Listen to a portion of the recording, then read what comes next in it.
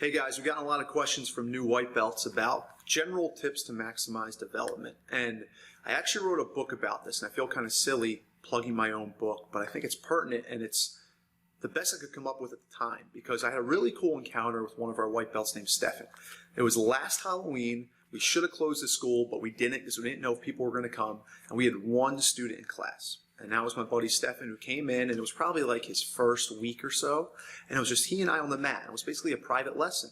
And he asked all these amazing questions that I realized I hadn't really addressed in the class setting, because you can't with a new student.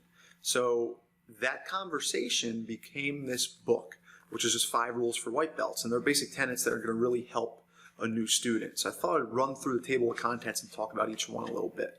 The first one is remembering that you're a work in progress. I think our culture doesn't value failure. We chastise failure, and we do so to the detriment of growth. The only way to get better is just to play the role of the fool so you someday become the master.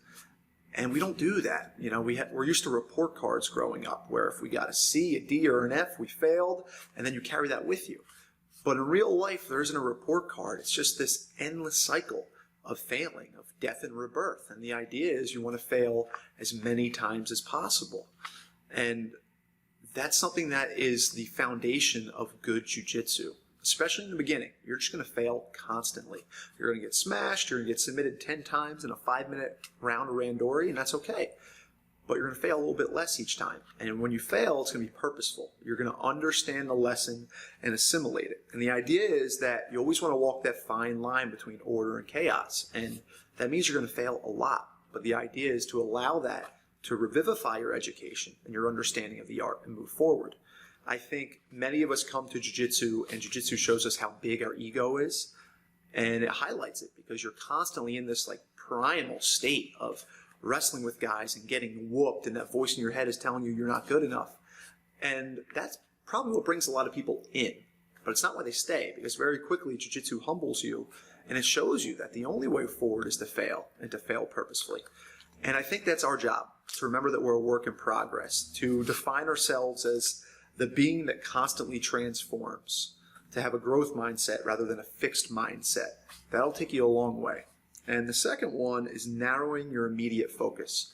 Jiu-jitsu is infinite. And when you first start out, it's like you are opened up into this new world where none of it makes sense and it's all unknown. And your job is just to go piece by piece and understand it. And in the beginning, it's pretty simple, right? There are 4 major positions.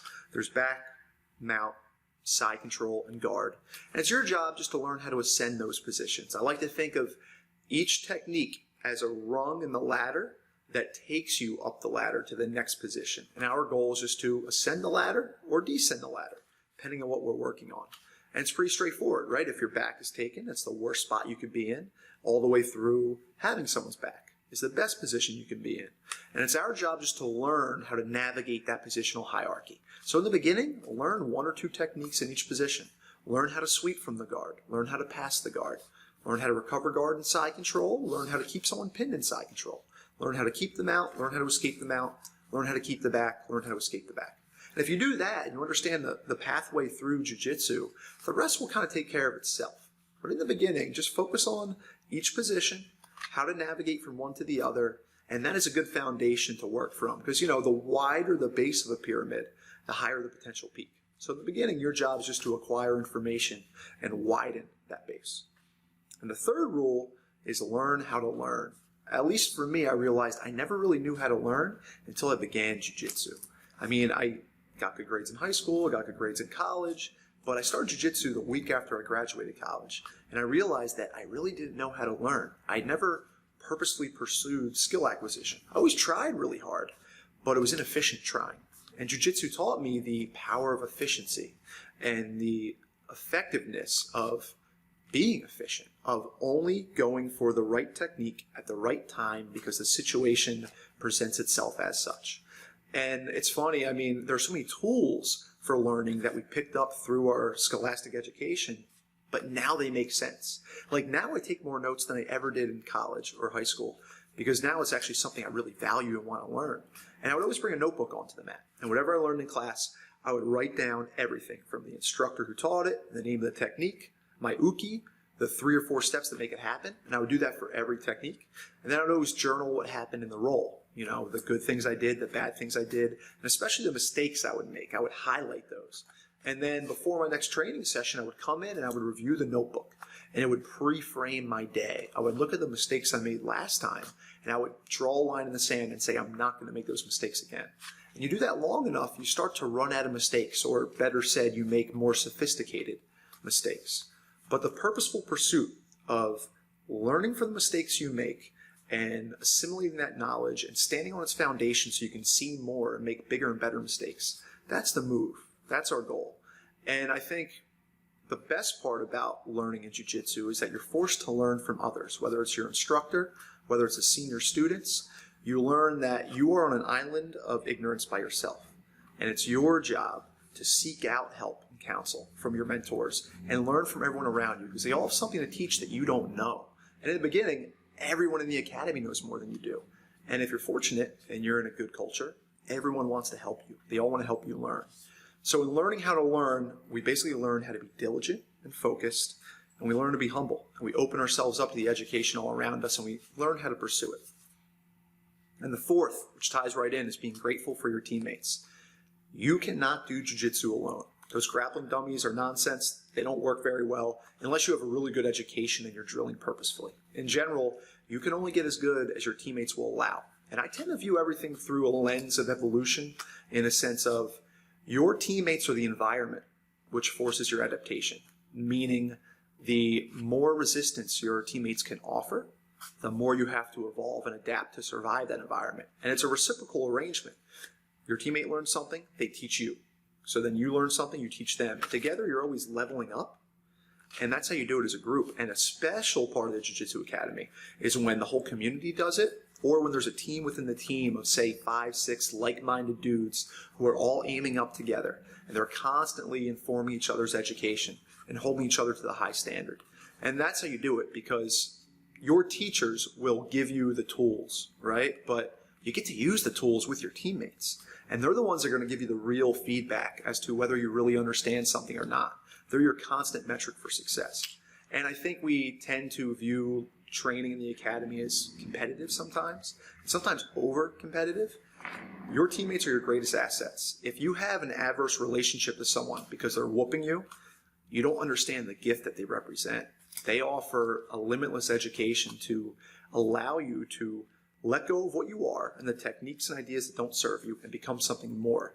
They are the obstacle that actually carves your path forward. They're a gift. So I think in jiu-jitsu, the reason why our communities are so strong and so loving, and that's why we all hug each other and high-five a million times every night, is because we recognize that we can only pursue this together and that the way forward is together. So be grateful for your teammates. And the fifth one is jiu-jitsu is a vehicle for something more. And this is something I realized pretty early on. I've always valued inner experience more than outer experience. Like, I played high school football and I loved it, but the thing I loved most was the training for it, the purposeful suffering, the aiming up. And I liked who I was becoming as a result of the training, even more than I liked the football games themselves. And then I went to college and I got hurt, couldn't play football anymore. So I had that brewing, that need to pursue something, because I was really pursuing myself. And then I graduated college, I found jiu-jitsu, I took my intro class a week after graduating, and that was it. I knew this was a problem I wanted to solve, because jiu-jitsu has been the vehicle by which I've modulated my inner experience. It's allowed me to work through my own weaknesses. It's allowed me to pursue the virtues that matter to me. And it's really been the environment that's forced me to grow, because our culture kind of deifies comfort, right? Everything's trying to make our lives easier. But easier isn't better. We are pack animals that need to work.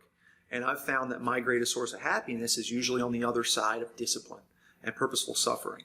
So for me, jiu-jitsu has always been the vehicle to achieve my next version of myself, because it's so cognitively demanding, so physically demanding, and mentally and spiritually demanding. It's the resistance jiu-jitsu offers that allows me to become what I'm supposed to be. I tend to view jiu-jitsu in the lens of a competence hierarchy. And the idea is that you acquire the skills in jiu-jitsu that allow you to transcend that hierarchy, but it's those skills that are transdisciplinary, and they apply in every other facet of your life. So it's our job to recognize the transferable skills we learn on the mat and apply them everywhere else. Because even if you train jiu-jitsu every day 2 hours a day, that's a 12th of your life. You're spending a lot of time doing things that are not jiu-jitsu. So I think it's our job as sincere students to take the lessons we learn on the mat and apply them everywhere else to be better husbands, wives, fathers, mothers, better friends, and better members of our community.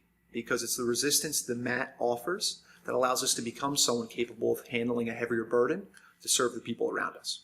So I think those are 5 things that a white belt in the beginning should focus on. That jiu-jitsu is really a marathon, not a sprint. And in the beginning, you want to set the table properly. You want to build the foundation that's going to allow you to maximize your development on the mat so you can maximize your influence in the world.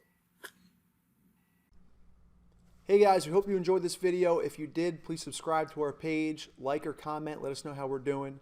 My goal is to share jiu-jitsu with as many people as possible. And the more we articulate how valuable this practice is, the more we're going to get out of it and the more we're going to be able to serve the people around us through the experiences and the growth we have on the mat. So thanks again for watching. Hope you're well. Keep aiming up.